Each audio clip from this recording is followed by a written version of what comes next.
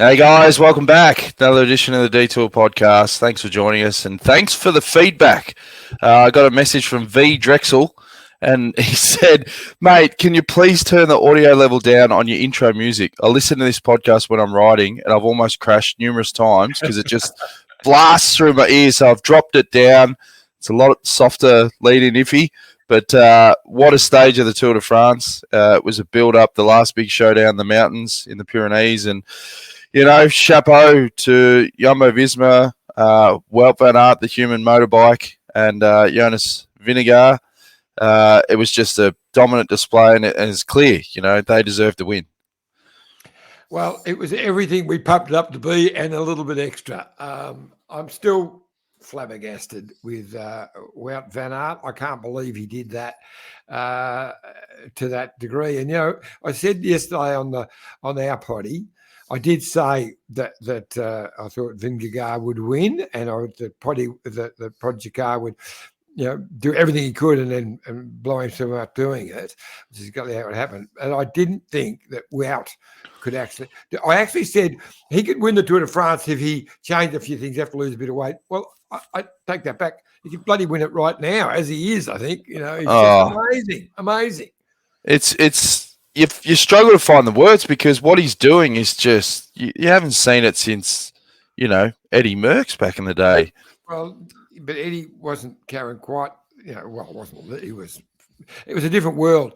I haven't seen it since anybody. There's been no one. He's the best biker I've ever seen. Yeah, and there's a lot to unpack, but obviously we knew that Pogacar was going to take risks. He took some risk in the descent. It looked like Vingegaard was going to bin it at one point when his bike wobbled and almost went over the hangers, and then it was Pogacar's turn for a bit of bad luck on the descent. And then the sportsmanship, when he sat up, waited for him, they held hands, gave each other thumbs up. What great ambassadors for the sport as well. Sorry. It's going too far. What? Seriously, that why? Bit. Because you know what? They're racing. They're racing. The fist pumps at the end are nice, whatever. But seriously, it's just a bit too far for me. I had a call. Yeah, you're just angry. No, I had a call before from my mate Clyde Sefton, who we were great rivals and whatever. And I said, yeah, you can imagine Dumps and I doing that. He said, well, you did. You did fist pumps in the stage with a lot more velocity. Yeah, that landed on heads. But the problem is, you're part of the old school guard. The new guys they've raced different. They're more respectful. I know. That's all nice. It's all look. It's been okay, but that one after Pogacar's been flat out trying to bin him. He's been trying to go so hard that he actually fell off and whatever, and then Pog falls off. So I didn't mind the waiting because actually that was smart. He had Van Aert the road. He knows that Pog would have caught him down there anyway, so that was smart. But the fist pumping, no, sorry. Okay. Not in the middle of the stage. Not in the middle of the stage. No. Free Ranger. He says the class. Vingegaard waiting for Poggy. He's a true and worthy champion. Carolyn Harbeck says last night's stage, my heart was torn. Jonas or Poggy for the win, and then there was far out Brussels sprout. That's great. And sportsmanship. Wow. And Ian Tomo says spectacular stage. The Pog did as much as he could, but JV was too good. Yeah, I agree with all of that. Yeah, no, fantastic. And look, an amazing day, one that'll never be forgotten, one of the great stages of a great tour. I saw a tweet from Stewie before saying it's the best Tour de France that he's seen, type of thing, words to that effect. And I agree, it's just been amazing. Yeah. They've done such a good job, particularly Pogacar, because, you go back through the history books, when you lose the amount of time he did, a week and a half ago, it's a mental game as well. And some riders can literally lose more time because they're so cooked, whereas he was just attacking every day. You didn't know what was going to happen. And from a spectator's point of view, how good was it to watch, particularly in the early parts of the stage when normally it's a procession, they ride together, let the brake go. There was none of that. So now I did see a little part where the French president was in the car, in the number one car with Prudhomme. There he is. Yeah, great shot. And at the finish, when he was saying his thank yous, he mentioned a kangaroo. Yeah, because it was in Bridie's backpack. Ah, is that what it was? Yeah. I was hoping he was going to be at the start, and I would have loved to have interviewed him and said, listen, mate, sorry about the whole submarine thing, but here's a badge. It's got Australian France flag. Can we bury the hatchet? But it was smart that they didn't allow us. I heard him say something about the kangaroo and the backpack, so that's what it was. That's it. Friday O'Donnell. So there you go. All right, we've got plenty to get through. We did a stack of interviews pre-start, as always. We've got more of the hitters. Got some man love with Poggy. But here's the first batch of interviews from the start of Stage 18. Andy the Oracle, everything you said yesterday came true. What is it? Did you used to ride bikes back in the day or something? I just think I have a lot of experience in the race, but then also behind the scenes and to see the different perspectives. But there's a lot of luck as well, no? What can happen? What can happen? Can happen. We don't know yet. You know, mate. You got to give. No, I think I was lucky with this prediction yesterday, but it actually came down to a showdown for the GC guys. I do think today might be a different story. I believe in a breakaway today. We have a long climb or bisque before 60 kilometers, so even it's a large chance for breakaway to go. Tomorrow will be sprint and time trial in Paris, so it will go, and I don't see any interest of the guys defending it. And if you go back behind position 9 in the GC, it's already 9 minutes. So these guys can go. These guys are strong. These are the Vogelsangs, but he's not there anymore. Sorry, the Jungels. These guys, and I think it will be up to them today to move out to the front and fight for stage victory. And then behind, of course, the showdown will be quite similar than yesterday. Even though I believe Jonas is today stronger than Tadej, especially on a hard long climb like Kotakam. If he wants, I think he can maybe take some time more for the time trial, if needed. Were you surprised at how strong the UAE team were, given that there was only 4 guys? Yes. Yeah, I didn't expect to see them yesterday like that, especially you lose Micah, and then you have this guy. Where's he coming from? We knew that he could be up there, but he obviously needed quite 2 weeks, or 2.5 weeks, to peak his shape. And then, but when you're in a position like that, and you ride for your team leader. I mean, I seen Jens Vogt was not a climber dropping Valverde in Tourmalet. He did it because you have some guys who just can, go over themselves, and I think that's what we saw yesterday. Anyhow, today is a new stage, and he went deep yesterday, so I'm not sure if he can manage again today. But the predictions are, I think today, breakaway, strong breakaway. It will take long, and it's not done in Obisque. I think they will keep on going there, and then 2 races, stage and GC. So let's be honest, it's looking slim that Pogačar can make the time up to win the Tour, but how much time would he need to make going into the time trial for you to go, oh, hang on, it's touch and go? I think he needs to take back 120. Because in with 1 minute he still haven't won because Vingegaard is not the specialist like Pogačar, but he can time trial as well. So 40 kilometers, you can count half a good one to a bad one, half a second per kilometer. That makes something 2 minutes 20, but he won't lose that. And Oracle, who's going to win the stage today? Yeah. I predict Bob Jungels. Yeah? Yeah. All right. At least I know that he wants to win it, so that is one thing. Well, mate, you're on fire this race, so I would not be surprised if you get the chocolates. Let's see what happens tonight. Chris Hamilton, a good day for Romain Bardet and a great ride again by yourself. Oh, thanks. It was a really good day for the team. I mean, it was more or less our plan from the beginning to... it was always going to be a long shot to have all 3 of us in the break, but in the end it worked out, and Romain, with Andreas and I making the early one, and Romain bridged across, so it was a pretty cool day. Well, I heard the timing was great for the SBS telecast. Your pre-race interview went to air and then bang, you attacked. Oh, yeah? Yeah. Oh, perfect. So, and I also hear that your dad's over with the Moo Moo cycling guys, and when you did attack, they had to remind him that it was you. He goes, "Are you sure that's Chris?" It must be great having your family over here as well. Oh, man, it's super. I actually haven't been able to see him yet because the day that he was waiting at the bus for me 2 days ago or something like that, I got called straight to anti-doping. So then, and it took me ages, and I missed him. And well, they had to leave just this morning before we got here. But I mean, it's super motivating knowing that he's here on the side of the road.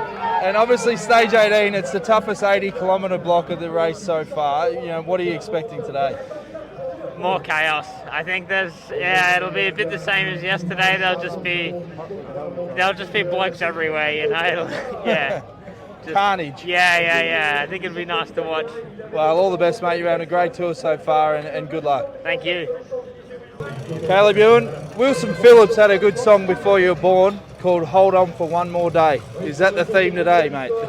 Yeah, pretty much. I actually felt really good yesterday, so that was I guess that's good signs. I only took 17 stages to start feeling good, but obviously I'm hoping for another good day today, and then sprint tomorrow. Does it help that there's almost 60 kilometres of sort of flatter terrain before you hit the mountains today? Yeah, I mean, it can work in both ways. If the breakaway goes super early and the bunch just sits up, and the breakaway starts the first time with 10 minutes or something, then obviously it's not so good for the time limit. But if it's like yesterday where the break didn't go before the climb and it was super fast, then that means that the time limit's like more of a percentage, and then we're still in the bunch at the bottom of the climb. So every time you can lose from there is it's not so much. And did you see any of the stories of your fellow sprinter Fabio Jakobsen, who just walked past, how tight it was with the time limit? Yeah, I mean, chapeau to him to make it in there, and I think maybe he had a bad day, and I mean it can happen to all of us sprinters. If we have a bad day on a stage like yesterday or today, then it's always going to be super close. So it's good that he made it, and then I mean it's going to be another fight today as well. And how crucial has it been having your whole team around you to get through these tough stages?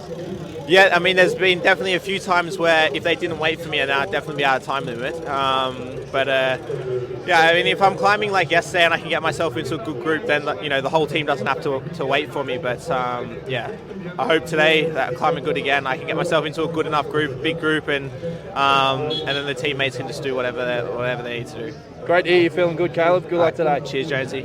See ya.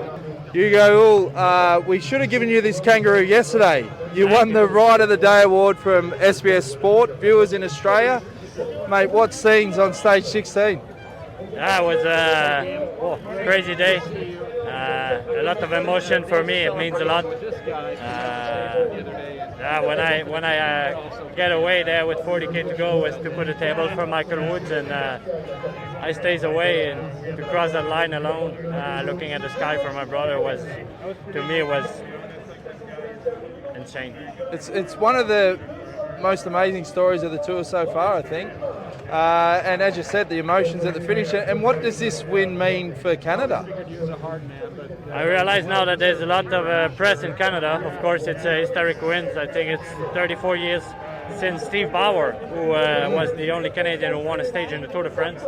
And he was actually in the car behind me on the radio. I worked with him for the past few years. And I hope it brings some momentum to Canadian cycling. Inspired kid at home that it's possible. Canada is a bit like Australia. We have to be in Europe, so we have to do a lot of sacrifice away from the family, long months of winter in Europe, whatever. It's a reality we have to face, and sometimes a lot of kids are not willing to do it, but with days like yesterday, it pays off all this hard work and years of dedication.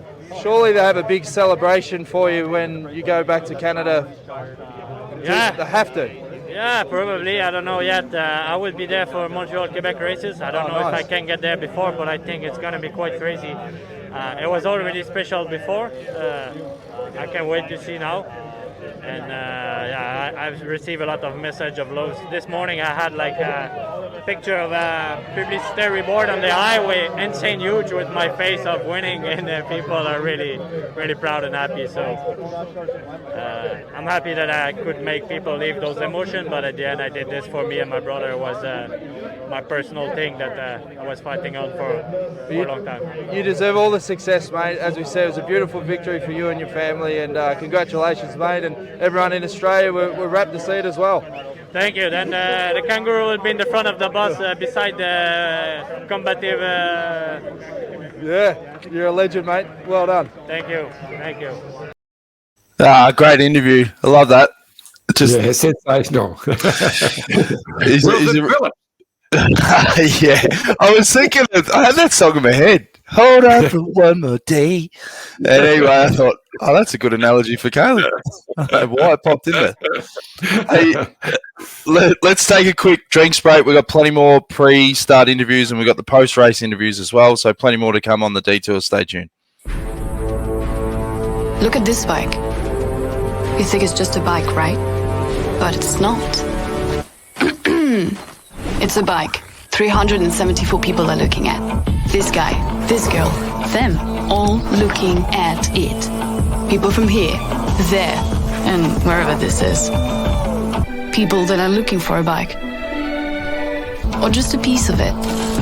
Amateurs, semi-amateurs, and pro-amateurs. This guy wants this bike, but with this crank and these bars. This could be the perfect match. But not this one. This girl has a bike to sell, and thousands of people might purchase it. Eyes on Bikes help grow small businesses. His, hers, yours, and the latest data and insights help those businesses keep moving. We are the world's #1 bike marketplace, with over 500,000 products and 900 brands, where buyers and sellers are brought together in a place where a bike is never just a bike.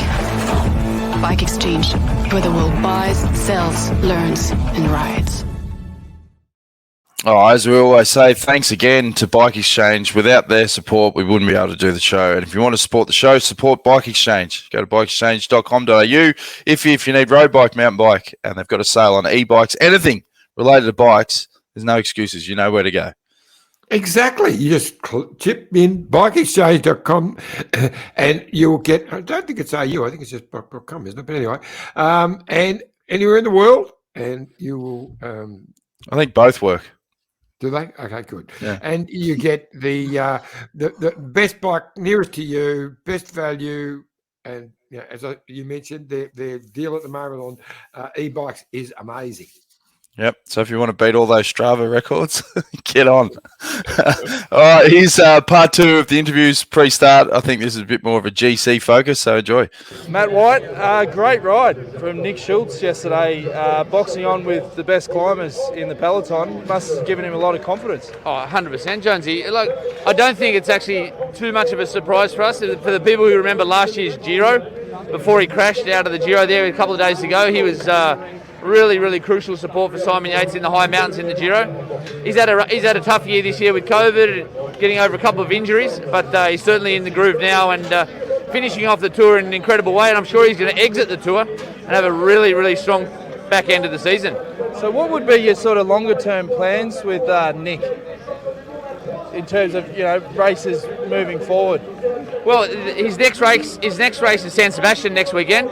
He'll go in there as we've got a three-pronged attack there with Simon Yates, Michael Matthews, and Nick. The weekend after this race, then he's going to lead the team in Arctic race, which is a couple of weeks later, which is a 2 Pro Series race up in the North Pole up there, and then he'll have a little bit of a spell and come back in for the Canadian World Tour races. And if he gets selected to ride for Australia, he'll be, I think, a pretty valuable member of that team for the home worlds. And today's stage, obviously tomorrow suits you guys a lot better. Will it be just hiding out again today? Yeah, for the big boys, just got to get through the time cut, and ideally we can put Nicky in the break. Yesterday we tried, but so did 23 other teams, and everyone arrived together. 51 kilometres an hour first hour of racing, and the whole bunch arrived at the bottom of the Cold Aspen together. So today it's a pretty hectic first 10K. A little bit more time before the first climb of the day, but the goal for our sprint group is just to get through unscathed, It's going to be another hot day today, and so looking after each other in the gruppetto and just riding as hard as they have to. We know what the time cut's going to be, and just riding as hard as they have to, because we've got a big chance tomorrow, and then a big chance obviously on the Champs-Élysées on Sunday. Now, we've called Andy Schleck the oracle of the tour. He was spot on with his predictions yesterday. I'd put you in the same basket. What do you think is going to happen on the GC today? GC, same as yesterday. Same as yesterday. I think Pogacar is going to try to put Vingegaard under the pump. As we saw yesterday, the yellow jersey had him covered. They're clearly the best two climbers here. And besides the Podgers, one day where he exploded, they haven't left each other's side for 18 days. So I don't expect any different today. And the big game changer there is both those teams are so heavily depleted that the interesting thing is, are one of those two teams going to take it up to win the stage today? And the other interesting fact is there's a hell of a lot of teams who haven't won a stage. And unless you're a world-class sprinter or you're a world-class time trialer, today's the last roll of the dice. So it's going to be a pretty full-on period until that break or that composition is formed that teams want. Well, good luck today. Get through safe, and big day tomorrow. Yeah, cheers, Jonesy. Well, Van Aert, solid ride yesterday. Was the plan of attack, once you've done your job, to prepare yourself for today's stage? My plan is always to go as easy as possible once I'm dropped, because there's no clue to help anymore going fast. And especially if you know a day like today is coming, I think is the best thing you can do. Were you surprised at the form of Mikel and Brandon yesterday and how strong they were riding on the front there? Well, no, because I think especially McNulty is a super strong rider, and also Bjerre last year showed he's super strong. But what definitely impresses us is they can control the race with only two guys actually. So that was impressive, and yeah, you can say in the end they really deserve the stage victory. Now, you're always super motivated, but today you must have that special feeling in terms of the group on the bus psyching yourselves up for today's stage. Exactly. That's why I put the green skin suit on. That's it, mate. Well, good luck. Thanks for stopping by, Jonas. Big day in front of you. The last big battle, I would say, before the final time trial. So staying concentrated, going out there for another big fight. Yeah, that's true. It's the last mountain stage, so we'll just have to keep fighting and do our best. How do you think it's going to unfold? Where do you think that they and his remaining three teammates could try something? Yeah, it's a hard day. There's lots of climbs, so I think there's a lot of opportunities for him, and yeah, for sure he will try, and we'll just have to try to follow. Would there come in place? There's also some Sky technique from the past that you let him go, and your team just controls this to the final climb. No, I think I'll be jumping on his wheel every time. How are you feeling? All right, considering. You know, it's been a solid race, that's for sure. But for yesterday was tough, but managed to not go completely into the red that I blacked out. So yeah, we'll see. How's your friendship going with Roman Bardet? It's a bit frosty, but yeah, that is what it is as well, isn't it? But will you have like some alliances today? I mean, everybody's expecting the big battle between Jonas and Tadej. How could it look behind there? You keep pacing yourself? Yeah, it's a tough one, isn't it? Because, you know, you go long and you have someone like McNulty behind riding as quick as he did, or somebody else, and yeah, it's just it's tough, you know. You got to have the legs to really do it, you know, and not one for just attacking, just for TV, just to, you know, make people happy and then lose minutes, you know. So, but yeah, we'll see how it goes. All the best. Thank you. Thank you. Karen, how does this Tour de France rate compared to other editions in terms of how hard and intense it's been? Just the course has been tougher because we've had 2 full bunch sprints, and that wasn't even in France, it was in Denmark. So that's made a difference. And then also just the way racing is these days as well. It's a lot more aggressive. You know, racing's starting further out. Like, it's not often you see, like yesterday, 3 guys going over the top of the penultimate climb, and then like another 2, and then another 2, and then maybe 4. You know, it's just bonkers really. But that's just the way it is. I think everyone's tired as well, so that obviously adds to that. But yeah, it's been tough racing, that's for sure. You must shake your head at times and go, geez, these young kids, they just don't follow any of the old system. Yeah, it's just it's aggressive. Everyone's talented. Everyone's training much better. You know, fuel, nutrition, preparation. Everyone's doing everything better. So that makes the racing better and harder, more exciting to watch. Maybe I'll find out in a few years about that. Anyway, won't I? Yeah, good luck today, mate. Cheers. Congrats for yesterday again, but today, will it come to the point today where you sacrifice a podium place and you just say, I go all in, I want this yellow one, or you start judging? I think today is that kind of day that I need to go all in. Yesterday I didn't feel like it. I was happy with the stage win, and I was hoping to make some seconds in the final, but I saw it's not possible. But I think today is all in. Losing podium or something, second place, would you sacrifice the second place in GC because you blow up at some point? I think today, if it's full gas on the last 3 climbs, even if I blow up, I try to make it to the finish as fast as possible. And I blow up before this tour, so I know how it is, and I think I shouldn't be scared to try all in. Thank you. Hey, Poggy, congratulations on the stage win, mate. We knew you'd box on, but how impressed were you with your teammates, Mikkel and Brandon, in the final there? Yeah, they were really brilliant. We have such a small team now, but we believe in each other, and I would wish that we would be all here, all 8. Then we could really show how strong we are. But even yesterday, I think with 4, we were incredible, especially Brandon and Mikkel, it was amazing day.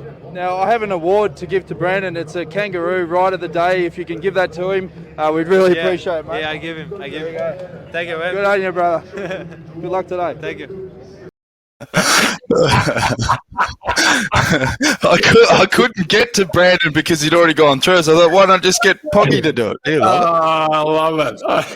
Only you could do that, Daniel. Maybe me, but especially you. Yeah. No, it's good. Good mix of Poggy, Poggy. I love it. Well, no one else calls him Poggy, and I saw George called him Poggy. I thought, oh, well, why not? It'd be the equivalent if I was a rider, someone going, hey, Jonesy. You know, it's a term of endearment. There was a Jonesy today. Caleb say thanks, Jonesy. Yeah, that's it. All right, we've got a heap of live comments we've got to get through. Jason Cruz from the Maldives says, what a great tour. Peter Williams says, we need to remember that after Vingegaard nearly crashed and then Pog did crash, they called it a truce on a descent, which made sense. Free Ranger says, Walt Van Aert thinks a piano stage is 2 musical instruments on a podium. Chris Spargo says, would Pog having more team members change anything today? Or yesterday's stage, iffy? No. Vingegaard has definitely finished this with a little bit more in the tank. Now, I know he spent a lot more yesterday trying to get rid of him, but that was never going to happen. But no, this has been an interesting, very interesting bike race. And we've seen, the absolute rise of Vingegaard. And we've found that Pog is human, but nothing's really changed. Matter of fact, I probably admire him even more now. We've seen he can crack, but he has a go. He didn't change the way he rode. He's still the best tour rider in the world at the moment. If they started the tour next week, I'd pick him to win. So, it's been a wonderful bike race. Wendy Superfan, hi guys. Jonas and Poggy showed everyone what sportsmanship is all about. They enjoy to watch. So she disagrees with you, John. Thought it was fantastic. It was wonderful. It was wonderful sportsmanship. Nah, you made your point. You didn't like it. Own it. James says holding hands and descending after you try to knock each other off. Doesn't make any sense. James says, I've loved your work, gents. Looking forward to the Vuelta. I think Pog Dog missed an opportunity to use that handshake to handsling Vingegaard into the boonies and attack again. I agree. That's what Dumps would have done with me, I can tell you. Wendy Superfan says, I hope Jonas and Poggy come out of the Worlds. That would be a good battle because this rivalry, it's setting up the next decade, Iffy. Oh, look, I think they'll be at the Worlds. I can't imagine the Pog not being here. He can win on this. Although I don't know how anyone's going to beat Wout. But anyway, that's another story. Maureen says, why so many fines for nature breaks? Not seeing too many portaloos on the routes. What's been happening there? It's where you do them. You know, you there's crowds and that there, and you're just rolling along with the old fella out. It's not too well liked. Geez, you're so articulate, aren't you? Oh, Free Ranger said, yesterday you were talking about dangerous motos. Sadly, it came true and Bauer paid the price. Now, that was a big incident. 2 motorbikes were kicked off the race straight away. Obviously, yeah, Jack Bauer had the run in. I thought I had a photo of it. Yeah, here we go. Where he ran up the back of the UAE car and there was just no room to get through with the press motorbikes, and there was a crash in front of him as well. We've talked about it for a while. I mean, there feels like there are too many cars and motorbikes, but it is the Tour de France. But, you know, just not having that awareness, like, you know, you've got to have that feel, and that's why a lot of the people that drive in the race are former bike riders themselves, because they know the flow of the race. It's this fluid sort of thing, and just that lack of awareness is dangerous. It was a combination of things, because the UAE car had to slow because there was an incident happening right in front. There was one of the DSM riders went down almost at the same time, and so that was happening in front. He had to slow. Motorbike splits. Look, I feel for the motorbike too, because he splits second. He's coming through. He's not doing anything wrong, and suddenly there's a bike rider flying up there. You missed it. It's all split second stuff. It was just a whole combination of really untimely situations. Yeah, Prasad says, hi, I've never seen yellow, white and green jersey finish first, second and third on mountaintop finish. It's incredible. That was incredible. Good pickup. I didn't think of it in that way. But, yes, a multicoloured finish, wasn't it? Fantastic. David Barrett says, thanks for New Zealand. Finally caught a live podcast. Congrats for an amazing series during the tour. Great work, Dan. Look forward to the next social distance podcast. That should be an epic one, given insights from George Bennett as well. Will Wizard says, I have to say Jack Bauer was very lucky with that crash into the back of the car. Good to see ASO throw the second moto, or the 2 motors immediately off the race. One was Belgium Sporza channel. Not happy. Not happy, Jan. No. Oh, well. Philip Russell says the podcast intro is, this is the winning ride of the Tour de France. Get your boots on, as it is Cadel Evans makes history today. So that was what the wording was. There you go. There you go. Yeah. And then Tomo, there's a bit of bromance going on between you and the Pog, Jonesy, and Caroline goes, brother. And then Chris Peters says, when Poggy starts calling you Jonesy, we know you won.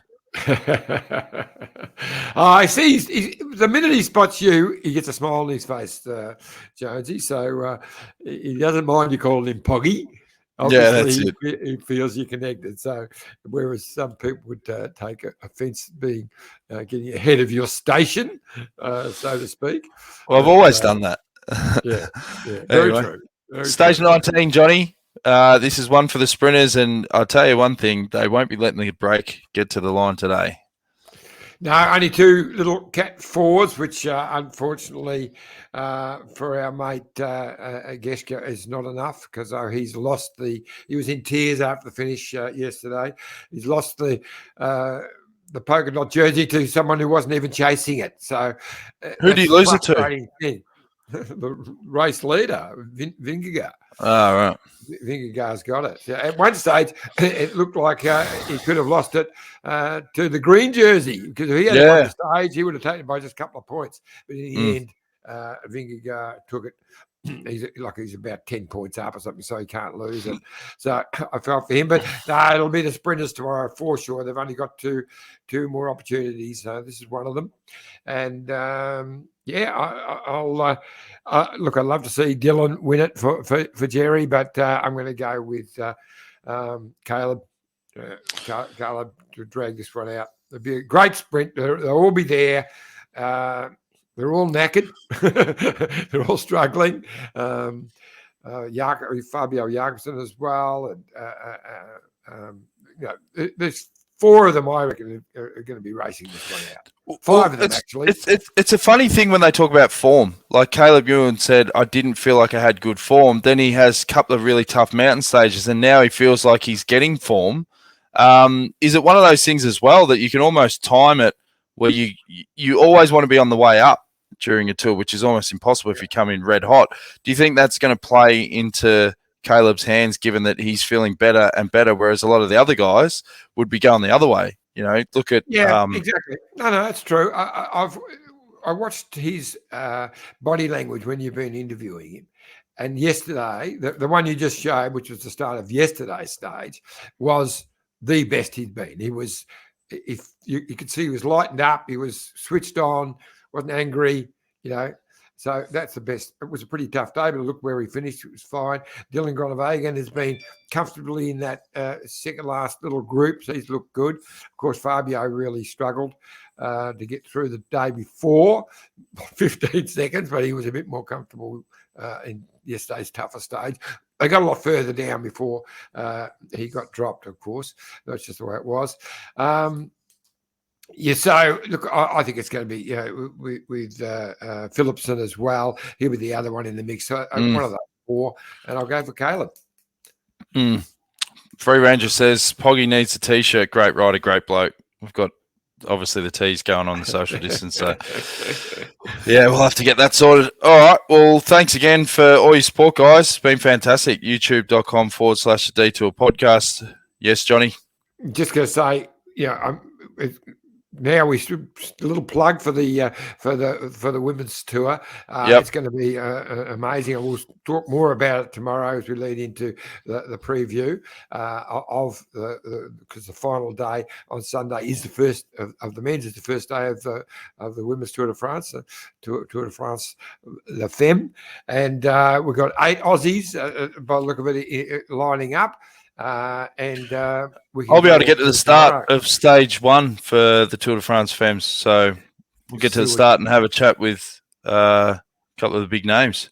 Yeah, well, we've got Spratty, Grace Brown, of course, Ruby Roseman Gannon, Tiff Cromwell, Alex Manley, Tiff Cromwell, Rachel Nolan, Anya Lau, who's come over and joined the big time middle of the year, and Nicole Frayne, who won the Aussie Road title, but didn't look like she was racing with a Rocksalt local team, and now she's stepped up. So, great, 8 Aussies. So we'll preview all that tomorrow. All right, awesome. Last comment from L31GHJ. Might need to rework your name there. Great show, lads. Perfect timing on a Friday as I crack into the beers. Well, enjoy your Friday, guys. We'll be back again with more Detour tomorrow, 4 p.m. Australian Eastern Standard Time. See you tomorrow, Iffy. Who's your tip for the stage? Caleb? Caleb, yep. All right. Caleb or Dylan? We'll hedge the bets. See you tomorrow, guys.